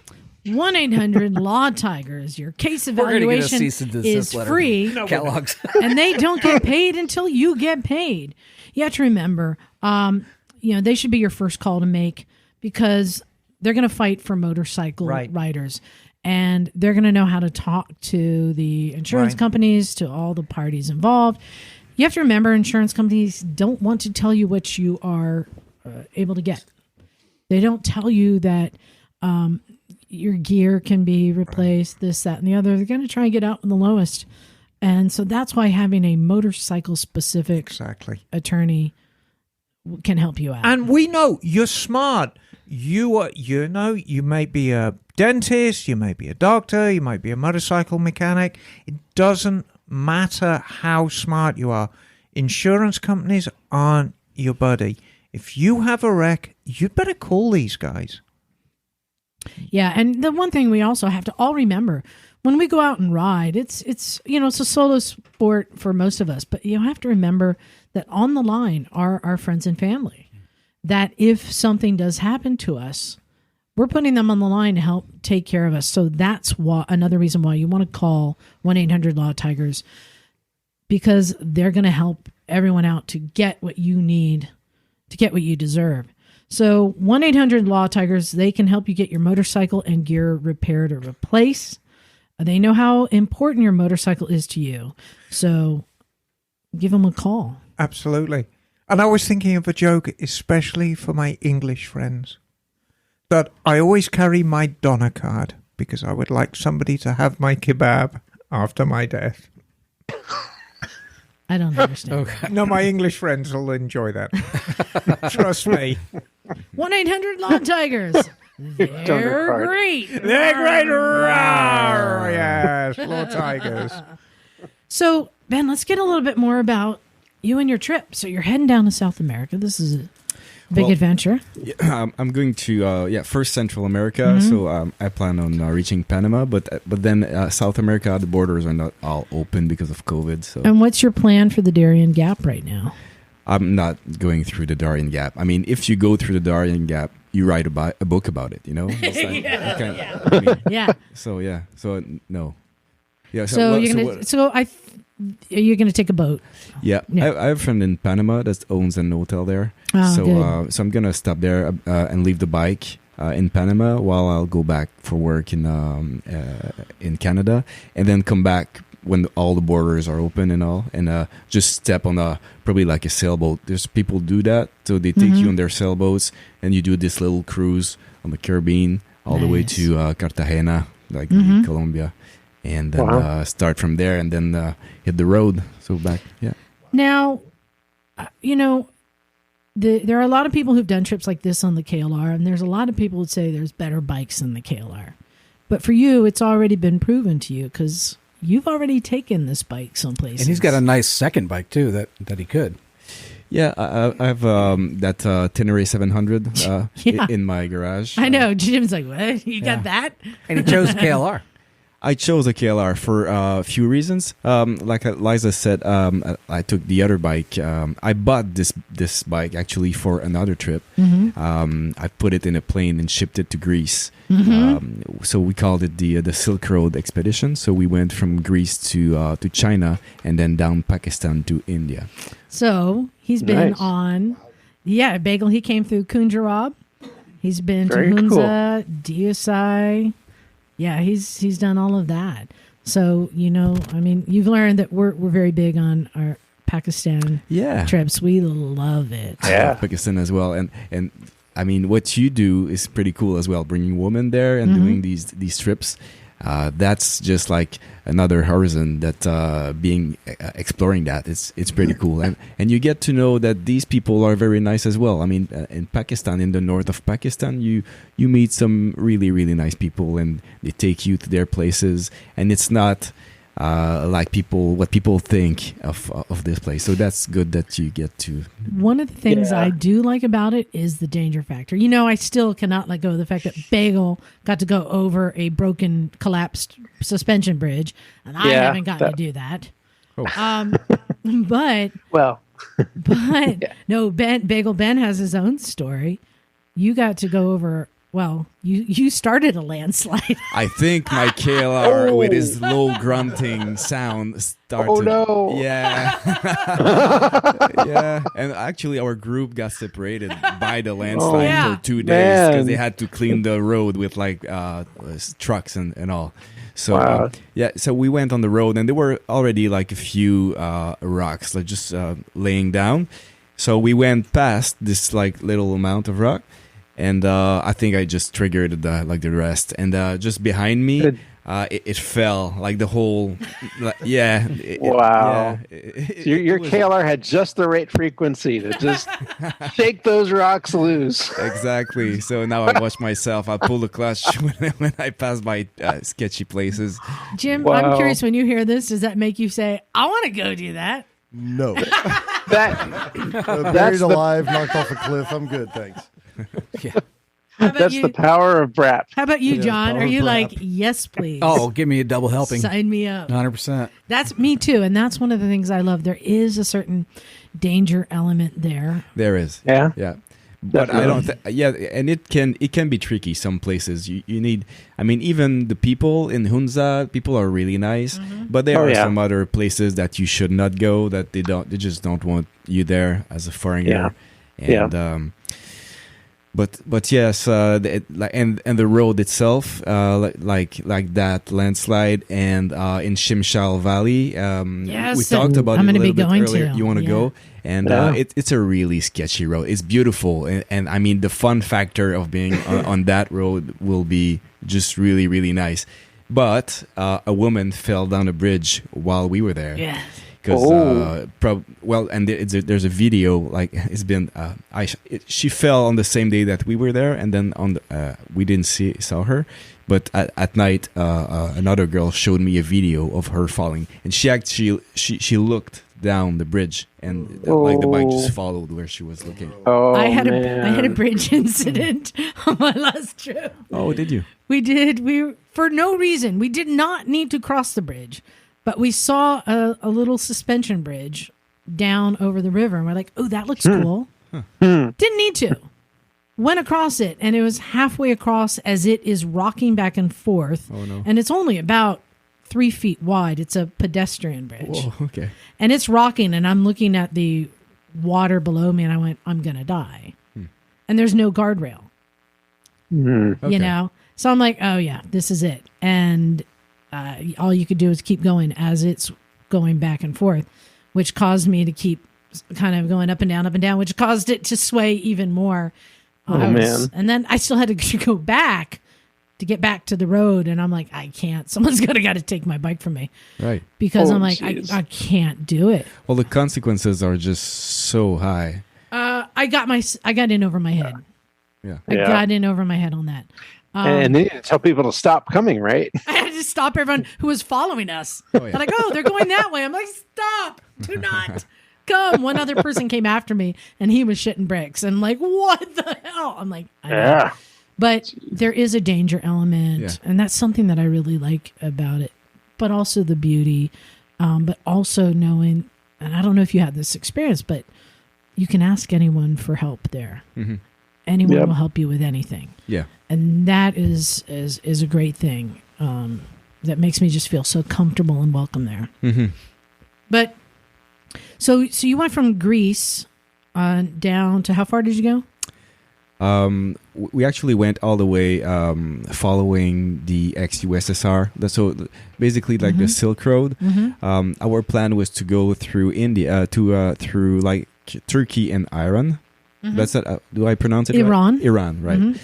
And but the thing is, because we're allies of the Americans, we cannot go into. Sorry about that. So us, UK, and Americans cannot go into Iran. You can go with a guide, but now a new rule that came in maybe 6 months before we left was that you can no more take your own personal vehicle as being a Canadian there and American in UK. So that was out of the question of us going there. So we had to find another way. So we went through Georgia and Azerbaijan. Mm-hmm. And there's so there we had two options. So we had three options actually. There's a boat that leaves from Baku in Azerbaijan that goes through to Kazakhstan. Mm-hmm. Which is quite a journey. And the thing is, this boat leaves about every 2 weeks when it's full, and you don't know when it's leaving. Right. So you cannot call and try to time yourself to be there on time. So you might arrive there and it just left the harbor, and you have to wait for the next one 2 weeks after. And this is what you find in places like this in the world. Time has a different meaning there. Yeah, totally. Yeah. In some places, like I know in Pakistan, you just tell somebody what day or week you'll meet them, and then like it just works itself out. Like it's weird how that works. Yeah. The thing I was talking earlier about these deadlines that we had that I didn't want on this trip now. Mm-hmm. It's so that was one because of the boat, and we had to reach China on a specific date because in this part of China's difficult to travel in. It is. You need a guide. You need to have a guide. We had people who were coming through China. They had all gotten together through I forget, one of the online adventure groups. Horizons Unlimited. Yeah, and they had through that, and they had arranged. There was like a dozen people, many traveling individually. Yeah, but they all came together to travel as a group and because you share the price of the guide. Share the guide, and there was a couple from Australia who, while they were in China, their visa expired. So they got to the Pakistan border and they couldn't leave, and they were told they had to go back to go get a new visa, but they're with this group, and everyone was traveling through to Pakistan. So we met them when we were there in not Skardu, in Pasu, and there was a group of people coming down, and they're like, yeah, we had to leave one of our people. They're trapped. They're being held by the government. Yeah. And we sent Moyne up there to go break them out. I don't know how he did it, but they joined us on our trip. But they talked about that part of China was not that much fun. No, they're not cool. I mean, they're not cool. The food wasn't good. And it's hard to travel there. The locals there, they are the Uyghurs, and they are really ostracized by the Chinese government there, and there are really, really bad things happening at the moment in this part of the world. And I've been talking off the record with some people there, and it's not cool. And the Chinese are not genocide, right? It's kind of genocide. Yeah, there's some shit going down, and they were all very happy to get into Pakistan, and Moyne was very happy to spoil them and show them around, Nice. And kind of because they were kind of scarred coming out of there. Yeah, no doubt. Yeah, that's rough. So you had similar experience? Were you glad to get out of there? For us, we didn't stay very long in China. For one reason is that on the weekend it was like a holiday weekend, so the border was actually closed, and they didn't tell us before. So we found out like on a Tuesday night that we had to leave really early on a Wednesday morning and to do what we were supposed to do in 2 days in one single day to reach the border and cross. That's a lot of pressure. Because if not, they were going to cross the border until like the next Monday. Yeah. So we would have been like trapped in China until the border opens. So, everything's closed for the holiday, right? Yeah, and then everything's closed. And and you can't go around because you need that guide. Every place you want to have gas, they're going to ask you for you cannot just go and get gas. You need a special card. And that one reason because of that is because the government is really controlling everything there, all the resources. So if there's an uprising, like the population wants to like claim something, then they just shut down the gas station. And they're like castles with like all the gas station. Yeah, they just close like the fences and nobody can come in. Like Mad Max style almost. Yeah, it's not. Wow. So, but still, the scenery is nice. Like the mountains are nice and all. Yeah. So, and what were some of your highlights and favorite places to visit? And I didn't ask, when was this and how long did it take? That was 2018. Okay. So yeah. So pre-pandemic, yeah. Yeah, 3 weeks. Yeah, and I was thinking like the pandemic arriving while I would have been there would have been like chaotic because you have you need a carnet. So that carnet doesn't allow you to leave the bike there. So being some people that were trapped there in the pandemic were really in trouble because you can't go in another country, you can't track back to the country where you're just coming from, you can't stay there, and you can't leave your bike there. So, and you can't, so, I mean, flying a bike out of Pakistan, not Pakistan, but I mean, like Kazakhstan or something like that would have been. And I remember that was what Elsbeth had the carnet issues with her bike in India. Absolutely. She was traveling around the world. This was in the 80s. Right. And she was stuck in India.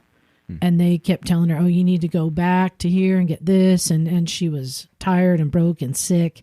And she blew the border at Wagah. She's like, they can shoot me. She just got on her bike and she just rode. Now, this was before what you experienced, the whole stadium. Yeah. It was just a road and a guard shack. That was it. And she just blew through there. Whoa. Yeah. Yeah. A woman. And wow, she's got. Because she was stuck in this whole business of not having the right paperwork. Somebody didn't do a stamp, the carnet, and she was just being sent in circles after like riding for days on a train, stuff like that. I mean, crazy. So I know that's one of the things with traveling that can be a real pain in the ass, dealing with each government and their. Even when you have everything in line and done right, somebody can forget to stamp something and you're trapped. I've heard of that in going down in South America. People, I heard of people who are traveling where they'd go through a border crossing and then they'd get to the next one and somebody didn't stamp their passport and now they have to go back, but they won't let them out that way either because they aren't officially in the country. They don't exist. So you're and you're trying to like explain everything and nobody gives a shit and you're just screwed. So you have to find somebody to pay off, basically. It happened to us in Azerbaijan. One of the guys, he doesn't know if he lost the paper or if it was not given to him. Yeah. But then when we got to get on the boat to cross through Caspian Sea, he wouldn't let him on.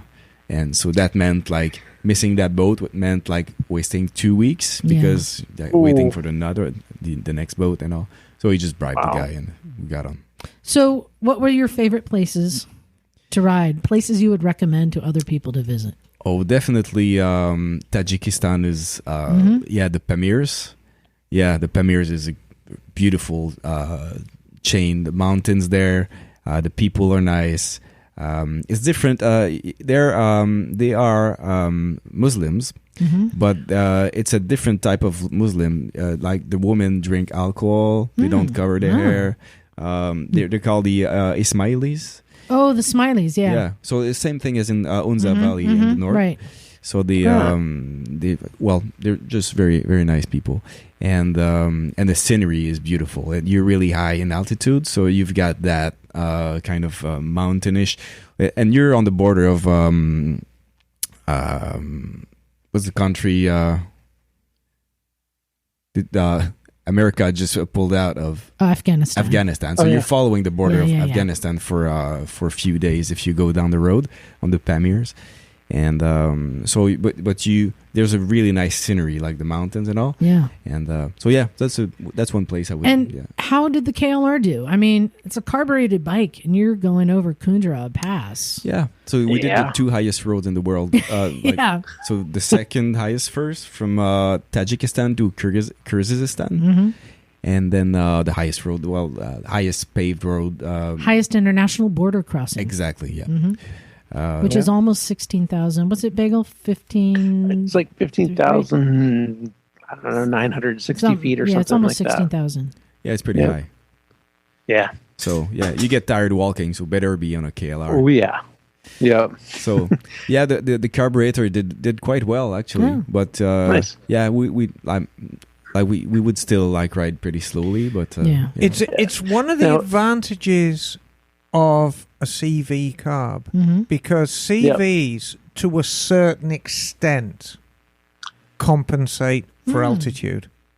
Right. As I was just going to make that point. That's a CV carb, right? Yeah. Yeah, it is. Yep. Nice. And if the worst happens, you can always just take the airbox lid off and introduce more air, which will help because the higher you go, the fatter the bike becomes.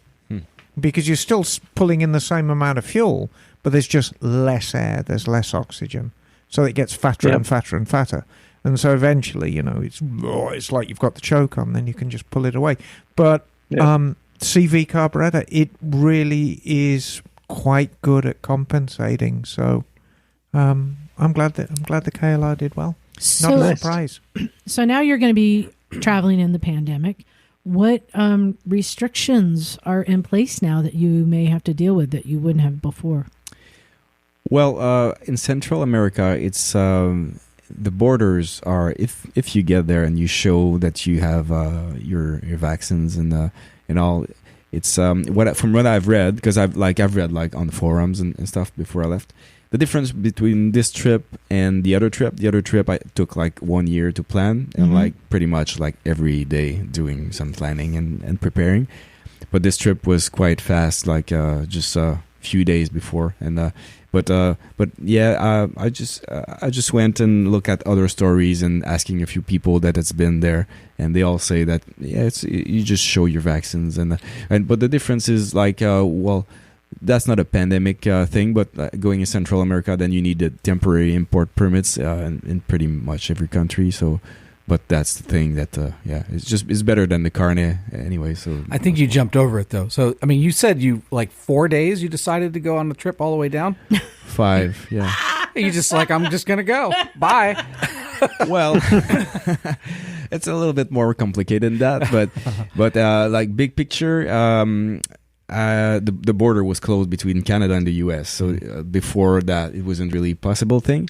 And I'm between two jobs, so at the moment I was free, and the bike was there.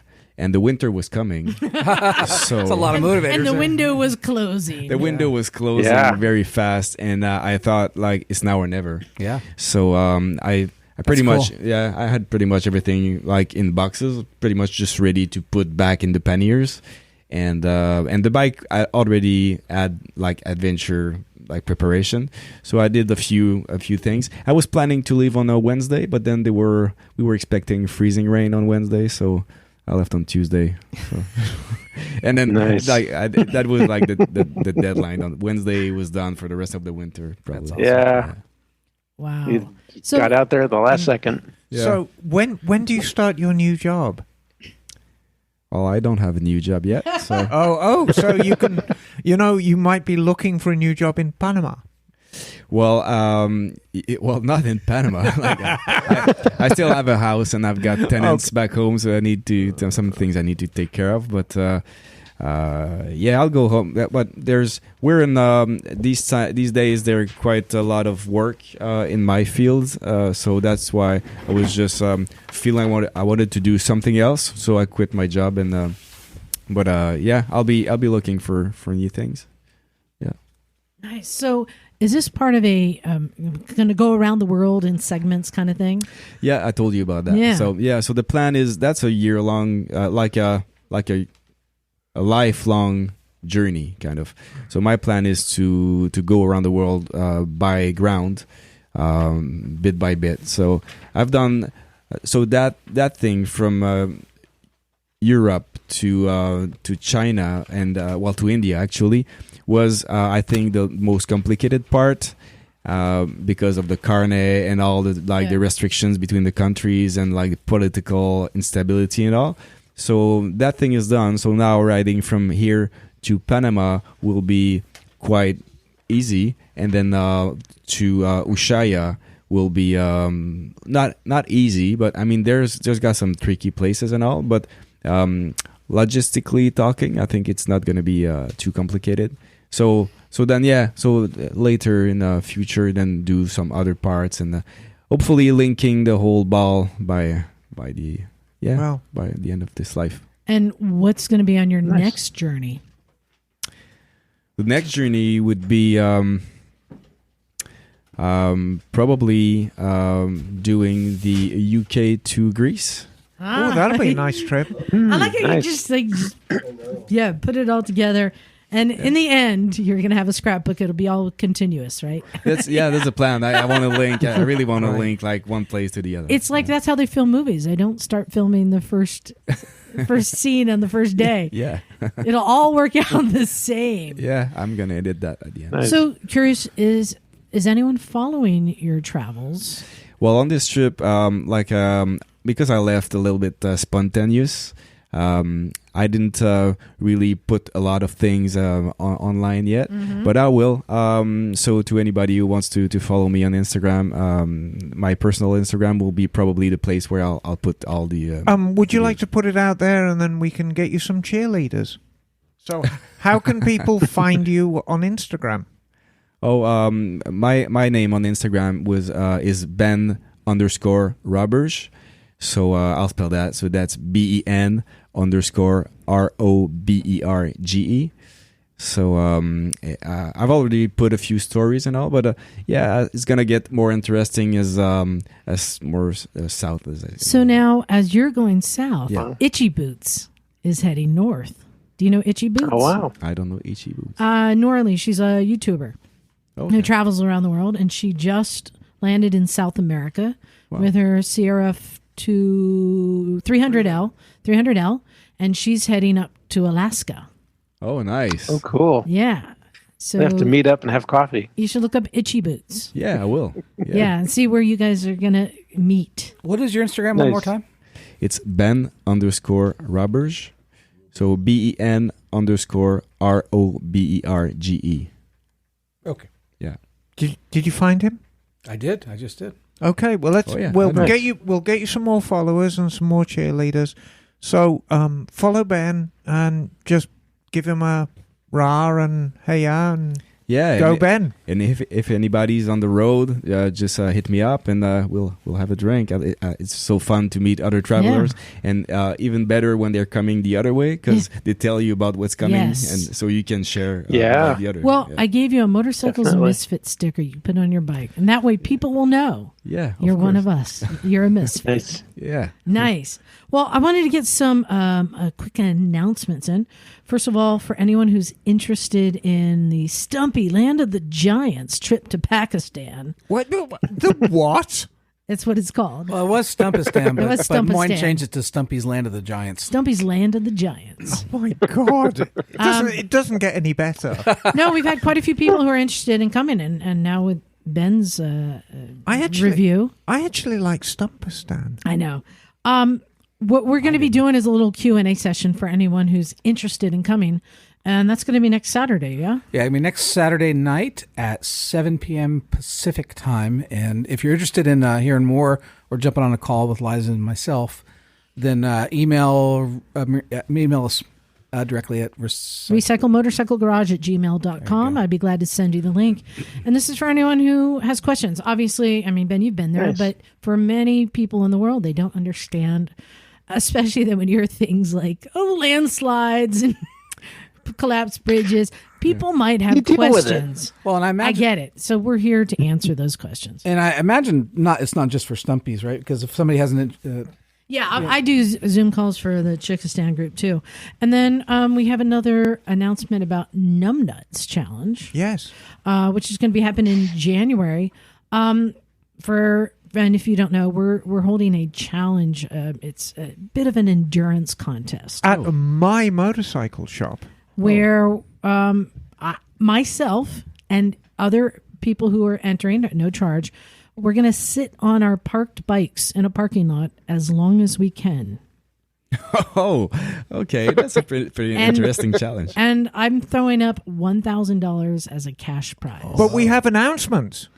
But we're adding more prizes. So there are going to be more prizes. Mm-hmm. And, I'm expecting the prize count to actually go up, but I'm going to chuck in a few prizes. Ooh, what are you throwing in? I'm not, these are going to be valuable prizes. Okay. I mean, rear tire. Oh, that's nice. Fitted. Oh, that's really nice. There you go. He needs a tire. Oil change. How long do you think you can sit on your bike? I don't know, but I know you told me about how your seat was comfortable. Just I know. Yeah. He's doing all this on a stock KLRC too. But the highlight will be Emma's burlesque show. Yes. So that's a prize in itself. Will it be a spot to put quarters so we can... No, but I will be providing the rotten tomatoes. I'll have dollar bills behind my ears. Yes, exactly. So, burlesque, this is classy. Wait, Rotten Tomatoes and dollar This is beers. classy. That sounds good. Yeah, no, it's strictly classy. It's high class entertainment. It really is. So if you're interested in entering our challenge, you can email me at recyclemotorcyclegarage@gmail.com. Also, if you go on to Facebook, you will find the NUMB space nuts challenge. And if you reply going, you'll automatically be getting all the updates and such. And, in order to enter, you don't need to be numb, and you certainly don't need nuts. You just... But you might need to be nuts. Yes. Yes, this is exactly it. Is that nuts with a Z or with a S? S. Oh, okay. And another topic, I'm hosting a Big Thumper dual sport ride next week. Yeah. And so we're going to start here at the garage on Saturday at 9 a.m. Can I come? Yes, you can. Yes. And so if you're interested in coming along, meet up. Look for Big Thumpers on Meetup, and that's the best. What's the route? What's the route? Over the hills and through the woods. All right. I think Thumper denotes dirt, so I'm thinking that El Famosa and Gloria Road are going to be That's what we're on thinking, the I on can't the go. docket. I can't go. Do You know? don't have a dirt bike. I do have a Harley Davidson, though. Yeah, I know. Maybe I should put knobbies on it. Ooh. And then we'll come back through Mount Madonna and maybe hit the playground Yeah. and Summit Road. Chased by a dog. One other quick announcement. I still have some T-shirts left, though I only have small, medium, and large. But I still am throwing out the same deal if you'd like one. $15 shipped here in the U.S. If you want a small, medium, or large, send an email to recyclemotorcyclegarage@gmail.com. We have some emails to read. I want to get to these. And this first one, oh, Jim, you don't know about this one. Okay, this is great. This is a good one. Because Emma has pissed somebody off. I've upset somebody. She has upset. Poor Gavin in the UK. I know. He says, "Oi, Misfits. Just listened to the last podcast and was very upset with Emma and would just like to put it out there to stop picking on the big guys. The world is not the WWE, and we big guys are more often than not the non-fighters in any group. We don't feel we have to prove ourselves like the little people. So stop putting your hang-ups about your size on us. And remember, if you little people are going to pick on us, make sure that first punch is a good one, because we might not be violent at first, but pushed, we will just sit on you. Hashtag gentle giants." Just joshing with you guys. If you recall, last week she talked about fighting tips. Yes. Find the biggest guy and hit him. Yes. No, and I stand Gavin with took that. offense. So, no, Gavin, I'm so sorry, darling. I really am. And you're exactly the kind of bloke I would actually propose to in a heartbeat. So Only because you want him to sit on you. well, no, I know that is why. tempting. Yes. It's very I saw your eyes tempting. light up on the sitting king. No, but I mean, I find myself in an untenable position, because if you can imagine, if you want a tip, if you're in a pub and you get involved in a fight, you find, say, the smallest guy there and smack him. Beat the crap out of the littlest guy. The littlest guy, that's not right. That's not And everybody's right. like, "What the fuck's wrong with you?" No, I support your initial consultation as stiletto to the eyeball of the biggest No, guy in the I room. was going to say, use the weapons at hand. But I am so sorry, Gavin, and I get the impression that was quite tongue in cheek. So, good on you, mate. Jim, you have Yes. one there I wanted you to read. I do. I have two. I got one. The desert one. The desert. Oh, the dessert one. the dessert. I hope Riding there's. to death. I hope there's marzipan. Riding to death. Well, there has to be Yes. marzipan with that title. It's a catcher, though. That's from Matt Barlow. Hey, Matt. Hey, Liza and crew. I'm looking for input from any of you that would like to share. Maybe Jim might have some ideas. A few friends and I are headed to Death Valley the last week of February. Blimey. And I want to know if there's anything I should check out or avoid. We've mostly on middleweight dual sports. He's on a DRZ 400E with luggage and a desert tank, and plan on spending 3 to 4 days in the area.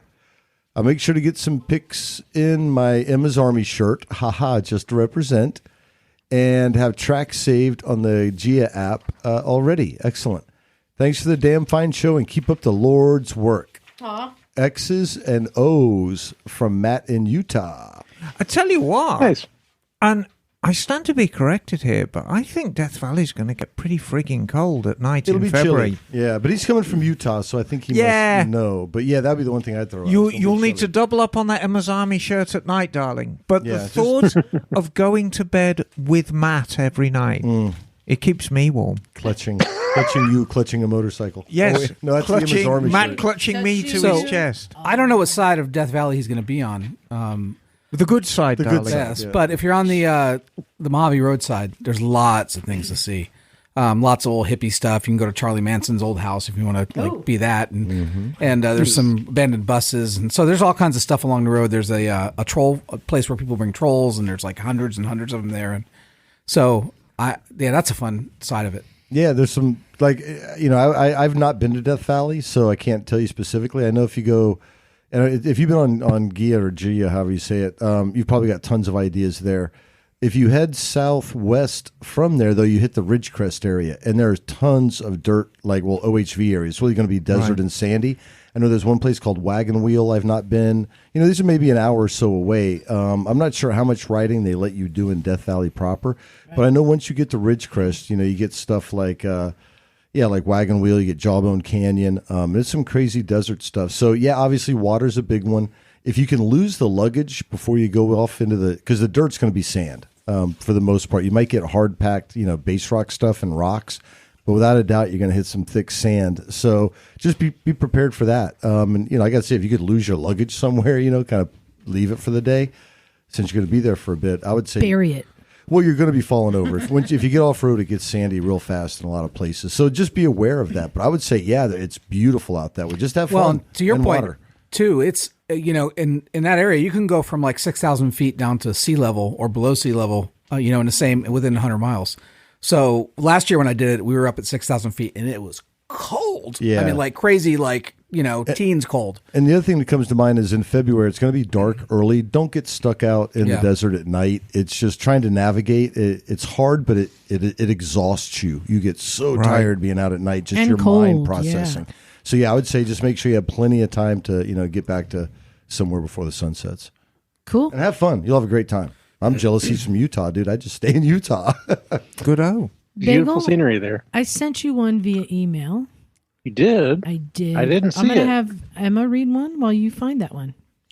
So I have one here from Robert DeSantis, who apparently is an unverified visitor to your site. Message: looking for anything that will work on a Honda PC800, especially air deflectors, fuel hoses, mirrors, or plastic panels. Bob. Sorry, Bob. Everyone in the world is looking for exactly the same things. The bodywork on a PC800 is everything. It's massive. Yeah, it's massive. And it's so much a part of the bike. And the big problem is, if it even falls off its stand, all of those things get broken. And the world, every single PC800 owner is looking for panels. There's a big market for naked PC8s. Not. Yeah. There's a couple of bikes that don't do well naked. No. And I would argue that the Concourse is one of them. As you found out, you've got to work quite hard to get a Concourse pretty with the panels off. But the PC800 is not a good-looking bike with no clothes on. I can relate. Yeah. So, yeah, I'm sorry. I got nothing. I spent a huge amount of time and effort keeping the panels I had on mine in decent order because there simply aren't any. I mean, this is a bike that's been out of production for 30 years. And so even the new old stock panels that are out there are 30 years old. So there's no guarantee that when you actually buy your brand new panel and you put it on, it's not going to crunch. So good luck. All right. Bagel, did you get that email? Yeah, I did. So this is an email from, excuse me. It's an email from Jim Hall. And where's he from? Well, it looks like he's from Dirty South. Righty-o. Okay, Jim Hall. So Jim writes, "Hey, Misfits. Hey. I just moved to the Central Valley, Merced, Cali to be exact, last month, all the way from Georgia.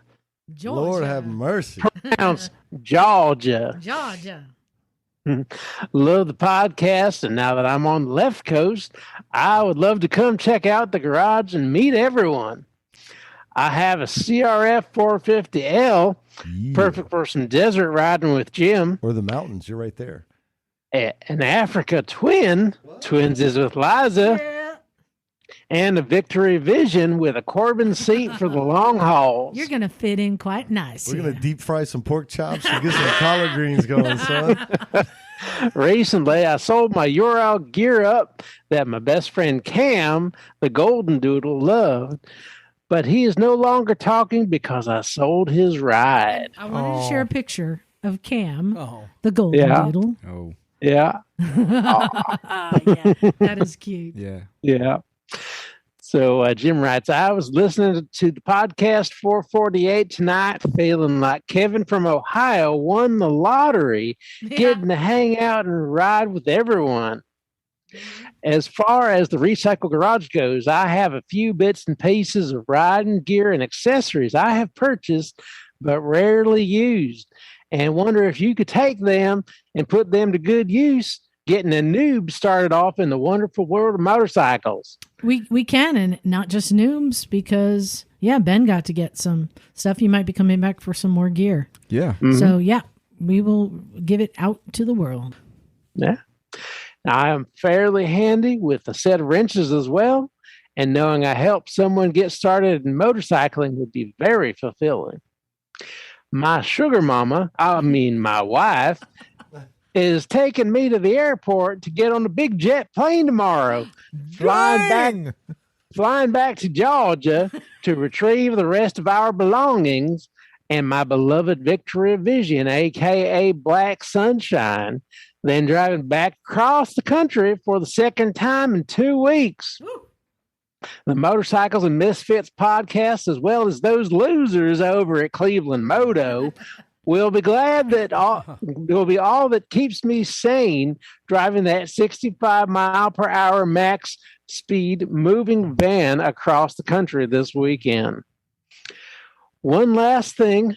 I am convinced Miss Emma is a cyborg that escaped from Silicon Valley because no human could have so much knowledge about the most obscure motorcycle problems. That is a solid theory. I hope to hear from you all soon. Jim Hall, good old boy from the Dirty South. Yeah. Right. Well, thank you, Jim. No, it's going to be an absolute pleasure meeting Jim. And I can assure you, darling, I do exist. I'm not actually a computer program. I've just got a very, very peculiar brain that stuff sticks in. Nice. Yes. I got another real quick one, and this one is from Auguste. Auguste? I've been listening for about a year now from the first episode without seeing any of the more recent ones. I'm now up to episode 358, which means he's still 2 years behind. Yeah, but and a marathon effort. Managed to listen to 201 episodes this year so far. God almighty. Wow. Can't wait to be fully caught up from Gus. And he says, I ride a 1985 Yamaha VMAX. Thing is pure insanity, and I love it. Yep. You're Hey, one Gus, for the thanks. VMAX. All right. Nice. John, you got one? I do. This is from Bryce. Hey, Bryce. Oh, I know this you one. can call him Mr. Canyon. Wow, that was a deep pull. Thank you. Very good. Based on the pictures, I have good news and bad news. Oh, dear. The bad news is that I took my favorite roundabout, traffic circle, too aggressively during a light rain, about 20 to 30 miles an hour, since it's a big roundabout, and I forgot about the light rain. Either I hit a white painted arrow or I just lost traction from the wetness. I'm not sure, but I went down in a low side and slid for a few feet. I know I slide for a while because I have crash bars and sacrificial plastic pucks on the crash bar. Well, the puck was worn down a solid 1/8 inch or 2 millimeters. I also shaved my shifter a bit in my left fork tube. But the good news, I was wearing Aerostrict Pro-Tech jeans. Yep. And they did Nice. some, and they did get some road rash, but they held up very well. I'm convinced that wearing regular jeans or pants would have worn through. I have a slight bruise, but zero abrasion on my knees. So that's my ATGAT, which is all the gear all the time. Great. Nice. Granny rant to everybody. And I wanted to acknowledge, and that is a perfect example. We always talk about wearing your gear, but also gearing up your bike with crash bars and sliders. That was good. Top tip. I picked up the bike. I picked up the bike and continued on my errands. I was wearing gloves, and the road rash is from the space between my short glove and my jacket sleeve. But I do have a question. The bike I was riding is a 2007 Suzuki V-Strom, runs 1,000%. I am at 27,000 miles and have never measured or looked at the valve clearances. I've heard this is required at 25,000 miles, but also people took these bikes to 100,000 miles and never had to adjust the valves. What are your thoughts about what I should do?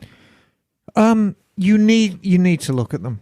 I hate to be the bearer of bad news because everyone thinks, oh, I'll hear them because they'll get big. Well, valves don't get big.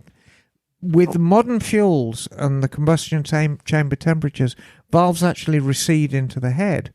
So the valve clearance gets small and you don't hear it. And then what'll actually start happening, especially when it's cold, it'll start coughing back through the carburetor because the valves aren't closing properly, and it'll just get worse and worse and worse. And you'll burn out your valves and there'll be heartache and pain. Is that a huge job on that bike, or is it... What, burnt valves? Or no, just to go through the valves? No, I mean, it's... V-Stroms are actually, for such a user-friendly bike, they are a pain in the bloody arse to get the fuel tank off. Because, strictly speaking, if you follow Suzuki's lead, you have to take the fairing off. Well, you don't. You can just kind of spread the fairing and pull the tank out. I can't remember. No, I don't think it's radiator off for the front one. But once you get the tank off, it's there. I mean, he needs to check them and check them carefully because your real enemy... There isn't a bike in the world that got taken off the road because the valve clearances got a bit clattery and big. But when they get small, you burn those valves out. That is a world of hurt. Yep. And he says F-knock, by the way. Yeah, well, F-knock. And Not he didn't here. spell it out. Emma, we got time for one more. And We you have- got to read that top one. And yeah, I'll I'm take going to that read second. this top one. Hey there, Misfits. Em here from Portland, Oregon. Hey, Em. Hi. Will introduced us at the one show last year, See Photo Attached, with Miss Emma, Will, Tubo, and I. Yep. And Nice. I really enjoyed meeting you all. I briefly mentioned to Miss Emma that a sunny ride to Santa Cruz to visit would be fun. Are any of you interested and available next summer for Will and I to cruise through and make a pit stop? Well, duh. Yeah. Of course we are. There is nothing I would enjoy better than meeting you and Will on our home turf. Yeah. Because, Nice. Poland was such a great time for all of us. I had such a wonderful time. People were so kind and accommodating. And to meet somebody from Portland here and Yeah. be able to show them the same hospitality, how good's that? So... If we don't see them at the one show before. So, is somebody from Portland a domestic snowbird? There's no snow in Portland usually. Okay. Could be a It rainbird. depends. They're still coming south in the winter. Be a rainbird. They Yeah. come south in the winter. It's definitely cold and wet at the very least. Well, yeah, come on down. Well, they said just- next summer. Yeah. So it's Yeah. going to be a summertime trip. Yeah. Yeah. So, yeah, come on down. Unless it's the week that we're going to be at AMA Vintage Days in July. This is true. Bagel, you going to come with us this year? I am very Next year? interested. I've got to see if I can make it work, but I think it's a definite possibility. Dude, I can't believe how excited I am to go back now that I discovered all the dirt trails in the back that Jim Right? hasn't even been on yet. I'm like, what? Yeah. There's a whole world we had yet to discover. Mm, I know. Which is why we got these plans. tempting. Yeah. This actually, it might be a good excuse for you to head south again, Ben, if you are you're back in Quebec. If you can make your way down to Ohio, it's not the 4th of July weekend, is No, it? it's like the third weekend of July now. Yeah, Weekend after. it's the second or third weekend in July. It's a very, very good event. Yeah, I'll definitely consider it. And my KLR is going to be in Panama waiting, so I'll come with my itinerary. Well, and this is not an Oh, nice. official announcement yet because it's not been finalized. But right now, the intent is there. I believe I'm going to be at Americade this next year, which Oh, is in wow. upstate New York. Yeah. That's close to us. Yes, Yeah. exactly. Ah. Which is a pretty big rally. So I'm working on that. Those details. We'll announce it when it's. There's some good riding up there. Right. Yeah, awesome. Yeah, I'm looking forward to it. And just a brief reminder that there's a contingent of us going up to AM Expo this January in Vegas. I know it's a trade-only show, but if any of you who are listening can beg, steal, or borrow your way into getting a ticket. There's a very good chance you might find Emma and Jim at a Chi-Chi bar. I'm just going to say. Earning our keep. Yeah, or the roulette table. Hopefully, both. Yes. At the same time. Exactly. So, yeah, if you find yourself in Vegas in January, keep your eye open for us because we'll be around. Yeah, I see. So, Ben, what do you think? Have you had an amazing day today that you never could have expected? That's well, you know what traveling is. Yeah. And those things happens once in a while, and that was definitely that kind of day. Like I was not expecting that. And this place is just amazing. And I'm looking at all those little bikes around us. The little motorcycles. And the motorcycles. I was at the Barber Museum on my way here. Yeah. And Oh, wow. probably most of them were like exposed at the museum. I might have a Probably. problem. What? I might have a problem. Fruit don't Oh, fall apart from the tree. yeah, See well, what's still in the box. it's a good problem. I think it's a pretty cool I problem. It's a know. good problem to have. Well, I'm glad that you found us, and this is just a reminder to anyone else who is coming to the area. You want to come by, you can just show up, or you can let us know you're coming.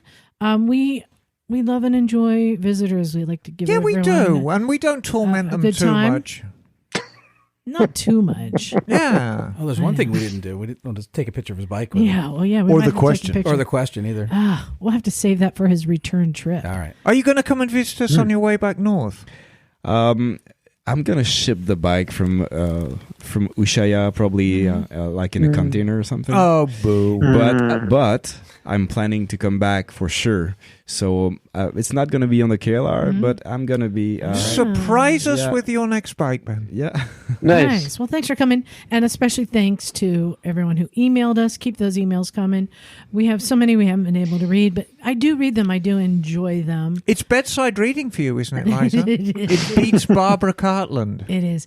Keep them coming. If you want a t-shirt, send $15 to PayPal, recyclemotorcyclegarage@gmail.com.